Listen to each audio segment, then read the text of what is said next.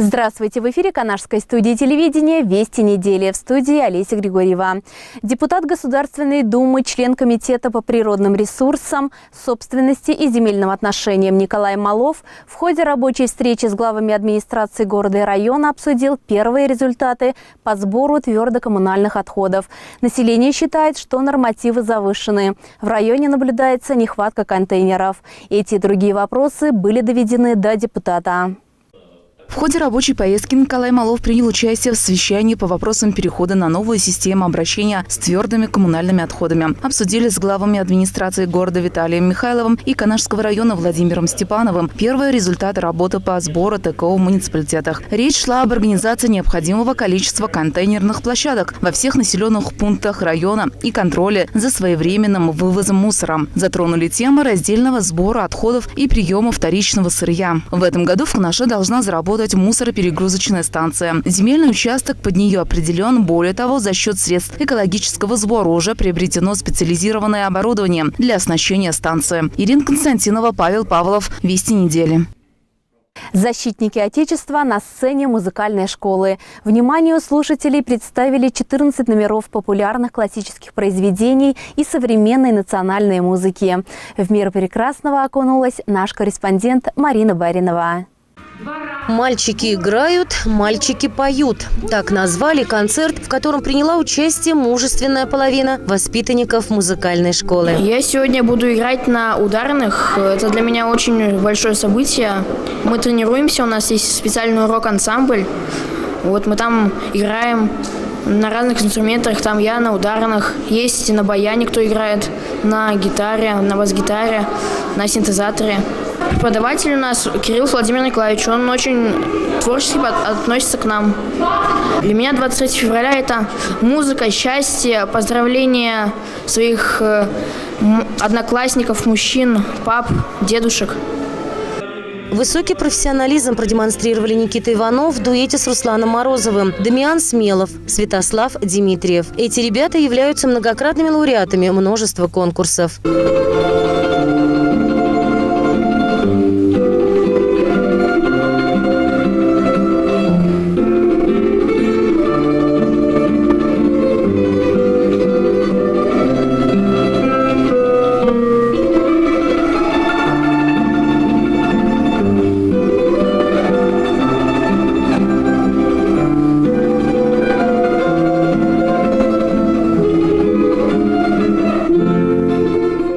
Порадовали своими выступлениями и ансамбли «Веселые ребята», «Дивертисмент», «Мечта» и ансамбль духовиков.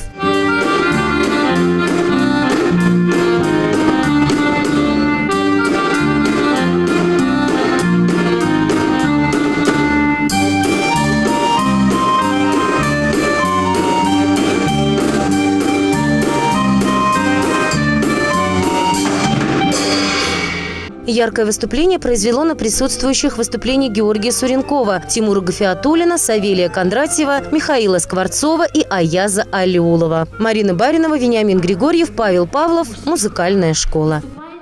Защитников Отечества и их верных спутниц вместе собрал Дворец культуры. В городе Канаше есть славная традиция отмечать праздник мужества в присутствии кадетов, будущих защитников Отечества. Об этом в нашем сюжете. В этом бою я стою, я верю правду свою, и поднимаю свой флаг моего государства. Настоящий мужской праздник зародился еще в СССР. Тогда, 23 февраля, ежегодно отмечали День Советской армии и военно-морского флота. А берет свое начало этот день с 1918 года. На фоне продолжительной в Европе Первой мировой войны Совет народных комиссаров принял декрет об организации рабоче-крестьянской Красной армии. Ну а сейчас мы отмечаем День защитника Отечества. Хоть мы и находимся сегодня под мирным небом, но это не говорит о том, что нам не нужно готовиться к защите интересов своей страны. Сегодня наша замечательная молодежь. Огромное спасибо тем преподавателям, которые вкладывают в наших детей. Я вижу в зале мероприятия большой частью как раз представленные лицеем госслужбы под руководством Савчука Олега Валентиновича. Огромное спасибо. Хочется пожелать вести достойный образ жизни не только в военное время, но и в мирное, чтобы показывать пример. Вот вчера были тоже представители военной части, где Зиновий служил, летчики, представители ВКС России. Это действительно офицеры, достойные, не курят, очень малословные, но в глазах видно, что мы под надежной защитой.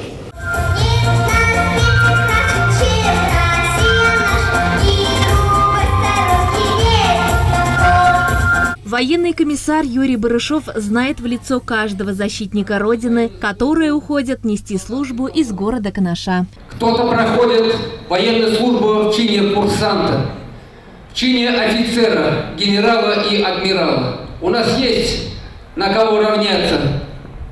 Генерал-лейтенант Гаврилов, герой Российской Федерации, контр-адмирал Андреев и многие-многие полковники. Есть рядовой состав, который проходил, к сожалению, боевые действия в локальных войнах. На уровне государства и Министерства обороны Российской Федерации сейчас много делается для того, чтобы условия, быт военнослужащих, как срочная служба и военнослужащих офицерского чина было гораздо лучше, чем мы в свое время проходили в солдатских погонах.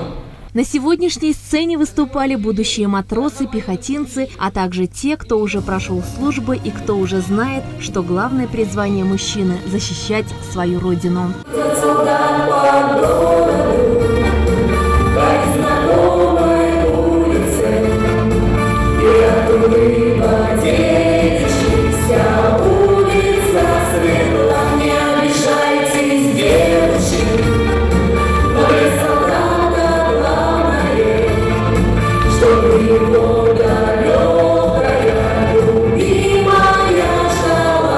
Сегодня, как и всегда, службу проходят и милые дамы.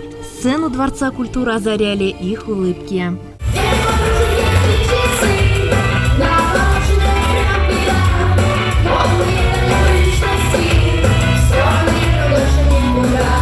Хор и танцевальные ансамбли города, воспитанники детских садов и школ подарили зрителям праздничное настроение.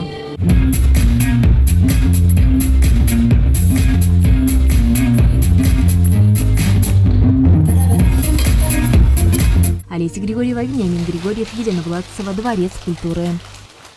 Единый день сдачи ЕГЭ родителями. Впервые в Канаше взрослые оказались на месте выпускников и проверили себя на знание предмета. В ходе всероссийской акции родители сдали русский язык. Подробности в репортаже Ирины Константиновой.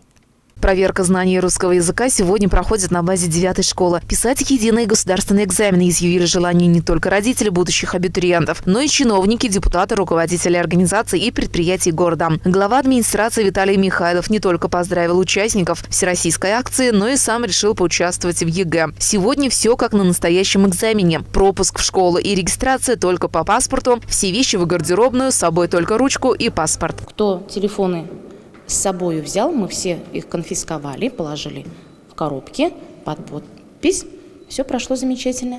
Родители зашли в аудиторию, и экзамен у нас начался. Эта акция проходит с той целью, чтобы родители в первую очередь и общественность города Канаша узнала, какие переживания, чувства, эмоции испытывают ученики, выпускники 11 классов при сдаче единого государственного экзамена. И в том числе администрация города увидела, как организован этот процесс в нашем городе, и побывали на месте своих детей. Ежегодно в Канаше пунктами сдачи ЕГЭ являются школы номер 1 и 9. Поэтому учителя-оператора со своей задачей справляются на отлично. Экзамены проходят в 2 аудиториях. Всего принимает участие 30 человек. За полчаса родители должны решить 8 заданий. С того момента, как школу закончила, больше 10 лет прошло.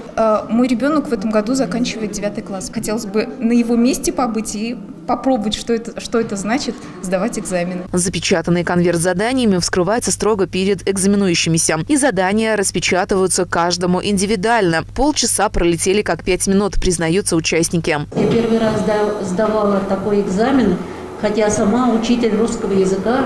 Сдавали сегодня именно экзамен по русскому языку. Волнительно, потому что ответственно. Точно в такой же ситуации находятся наши с вами дети. Важно им показать все, чему их в школе научили.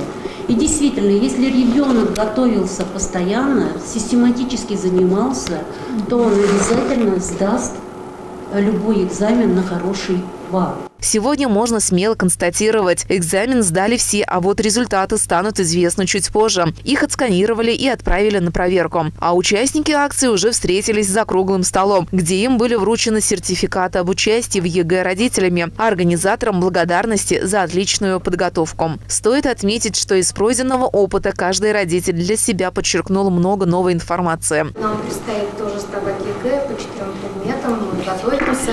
И сегодня, пройдя это испытание, я поняла, что где-то могу даже подсказать, настроить ее, чтобы она подошла к ЕГЭ спокойно, чтобы не переживала, что ей там все объяснят, все покажут, расскажут. Ошибиться там не в чем. Если готовиться к экзаменам заранее, то, наверное, это не так-то и сложно. Для себя поняла, что надо время распределять на выполнение заданий, когда поняла весь объем, что тебе предстоит выполнить. Дальше ты должна уже как-то следить за временем, чтобы на более объемную часть задания оставалось больше времени. Хочу сделать в школе уже со всеми родителями выпускников такую же подобную акцию, потому что сегодня присутствовали только 2 родителя от нашей школы. Вот, чтобы родители это тоже увидели, 40% наших выпускников поступали в крутые престижные вузы Москвы. Поэтому я за ЕГЭ нужно объяснять, ну что я могу сказать, что замечательная была акция. Я с удовольствием участвовал и буду, если будут такие акции, еще дальше. Депутатский корпус города Канаша представила Альбина Ивановна. Она является родителем будущего выпускника и признается, что данный опыт для нее важен. Я поняла всю важность и ответственность этого мероприятия, пропустив через себя организаторские какие-то моменты. Да, поняла, что сегодня я со своим ребенком буду работать чисто психологически, чтобы настроить его, потому что, идя на данный экзамен, я не предвидела вот того волнения, которое меня охватило, получив задание. Это очень было важно, очень было к тому же интересно, и я очень удовлетворена участием в данной акции. Еще раз спасибо организаторам. Ирина Константинова, Вениамин Григорьев, Елена Блацева. Вести недели. 208 канашцев были награждены золотыми, серебряными и бронзовыми знаками отличия Всероссийского физкультурно-спортивного комплекса «Готов к труду и обороне». В их число вошли учащиеся школ города, работники учреждений и люди старшего поколения. Об этом Марина Баринова. Торжественная церемония вручения по традиции прошла в актовом зале. Глава администрации Виталий Михайлов и депутат Госсовета Чувашии Виталий Иванов отметили боевой дух спортсменов вручением заслуженных наград. Я вспоминаю свое детство. У нас стих даже был. Знак ГТО на груди у него, больше не знает о нем ничего. Поэтому это говорит о том, что все мы должны быть готовы в любую ситуацию прийти на помощь друг другу. Мы знаем, что выходцы из Канаша показывают отличные результаты на региональных соревнованиях, на всероссийских соревнованиях, на международных соревнованиях. Я вам желаю этого. Добиться успеха. Всегда жить вместе со спортом. Напомним, что система ГТО включает 11 уровней сложности выполнения нормативов в зависимости от возраста и пола. Прекрасный пример ребятам показали учителя физической культуры школ номер 8 и 10 Константин Федоров и Николай Кокарев. Прекрасный пример своим детям показал Федоров Константин Олегович, учитель физической культуры школы номер 8. Также учитель школы номер 10 Кокарев Николай Алексеевич. В числе награжденных старшей возрастной группы золотой знак ГТО 10-й ступени завоевала Евгения Иванова. Здоровый образ жизни – это не на один день и не на один год. Это на всю жизнь. Отныне, товарищи, вам запрещается курить, пить алкогольные напитки и наркотики применять. Поняли? Отметим, что в этом году золотыми, серебряными и бронзовыми знаками наградили 208 человек. А это почти в 2 раза больше, чем в прошлом. И это доказывает лишь одно. Канашцы ведут здоровый образ жизни и любят спорт. Марина Баринова, Елена Блацева. Вести недели. Где родился, там и пригодился. Данная тема стала основной на 3-м межрегиональном форуме «Будущее создается сегодня». В этом году он прошел на базе Канашского транспортно-энергетического техникума. Какие планы на будущее? С таким вопросом обратилась к ребятам наш корреспондент Марина Баринова.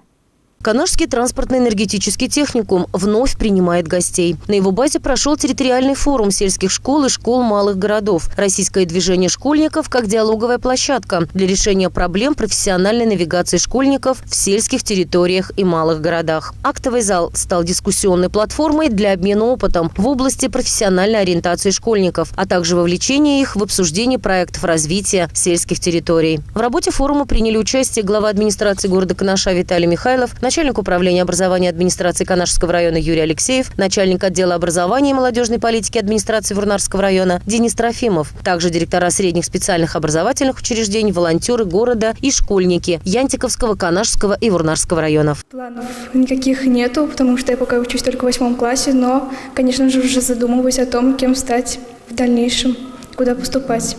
Какая профессия больше интересует? Возможно, что-то связанное с политикой, возможно. Планы на будущее – это наиболее важный фактор для человека. Я обучаюсь в 9 классе, и уже стоит задуматься об этом, но хочу поступить в 11 класс, если меня, конечно, возьмут. Также думаю, что поступить получится в Казань на психолога.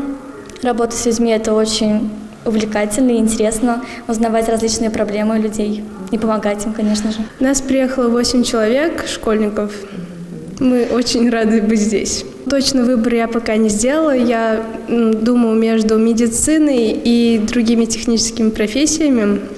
Пока не определилась, но я считаю, что это очень правильно, что проводят такие мероприятия, они помогают школьникам определиться в данной той или иной профессии. Модератором форума выступила Наталья Иванова, региональный координатор российского движения школьников Чувашии. Руководители средних специальных образовательных учреждений вкратце рассказали ребятам, какие специальности они могут получить, не уезжая за пределы Чувашии. В свою очередь, ребята могли задать любой интересующий вопрос и получить на него ответ. Форум прошел в открытом, конструктивном диалоге. В завершении беседы ее участники разделились на группы и совершили экскурсии по учебным мастерским и лабораториям техникума. На протяжении всего мероприятия в фойе учреждения работали выставки презентации средних специальных учебных заведений. Канашский педагогический колледж уже 105 лет выпускает профессионалов своего дела – преподавателей. Канашский строительный техникум является кузницей кадров рабочих специальностей. Ребята и педагоги остались довольны совместным общением и высказали пожелание проводить такие форумы и в дальнейшем. Марина Баринова, Вениамин Григорьев, Елена Блацева. Вести недели. В эти дни во всех организациях города Канаша отмечают праздники, посвященные Международному женскому дню. Как и где они прошли, мы расскажем вам в следующем выпуске. Милые дамы, с 8 марта вас! Бодрости, радости и весеннего настроения. А на этом наш выпуск завершен. Удачной вам недели. До свидания.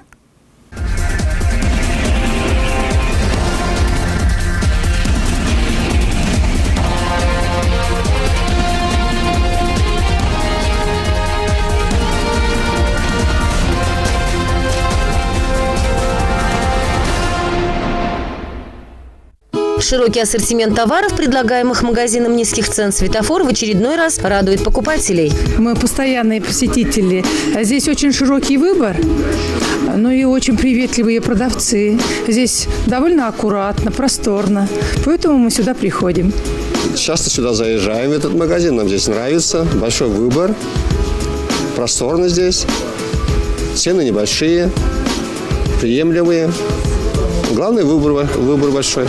Мы здесь покупаем, отовариваемся. Обилие товаров повседневного спроса, хозяйственных и детских, одинаково подкупают как женскую половину, так и мужскую. Входим в магазин «Светофор», в принципе, часто, чем остальные супермаркеты. Ребенку подгузники, средства личной гигиены, колбасы очень вкусные, недорогие. Детское питание тоже для ребенка есть. В магазинах самообслуживания «Светофор» покупатели приобретают товары по низким ценам благодаря высоким требованиям к поставщикам. В магазины «Светофор» напрямую от поставщиков поступает товар, поэтому мы можем предлагать населению товар по выгодным ценам. Также всегда мы предлагаем дополнительные акции, чтобы ваши покупки стали еще выгоднее. Приходите в магазин «Светофор» за умными покупками. Экономьте вместе с нами. Будем рады вас видеть. К 8 марта розы в горшках по акции 149,90, орхидеи по акции 199,90, масло подсолнечное 5 литров по акции 199,90, грунт 60 литров по акции 79,90. В линейке товаров магазина «Светофор» также присутствуют кондитерские изделия, консервация, бытовая химия и многое другое. Подавляющее большинство товаров производятся и поставляются отечественными компаниями. Магазин «Светофор» – демократичные цены. Магазин «Светофор» – один из лидеров рынка среди магазинов товаров народного потребления по очень демократичным ценам. Магазин «Светофор», город Канаш, улица Котовского, дом 4.